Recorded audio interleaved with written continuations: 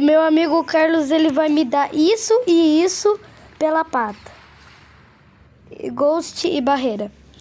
Ele tem a dog, não quer me dar, por quê? Porque ele não gosta de mim. 2.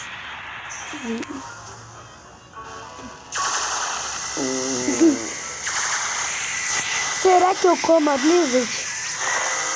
Sim. Ele tá falando que sim. Eu podia guardar pra conseguir.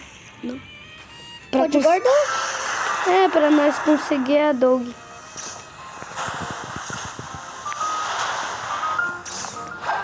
Tá. Finalmente eu tenho uma fruta adequada. Ele comeu a dog.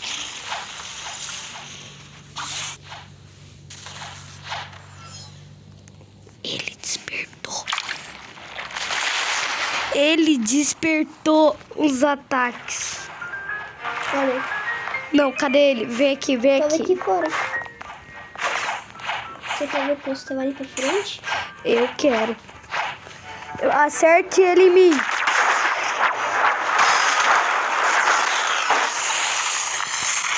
Mano!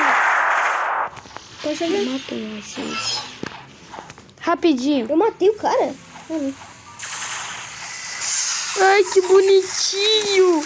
Ele de dog e eu de Blizzard. Você comeu ela? Não. É só um jeito de falar. Tá. Que bonitinho, cara. Eu amo a dog. Por que você não me deu a dog, miserável? Tá, calma. Rapidinho, antes de eu jogar, porque ele deixou.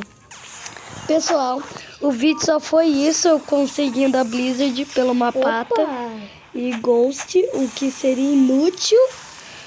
Mas tudo bem, esse foi o vídeo, espero que vocês tenham gostado. O vídeo mais curto e mais burro do mundo. Fui!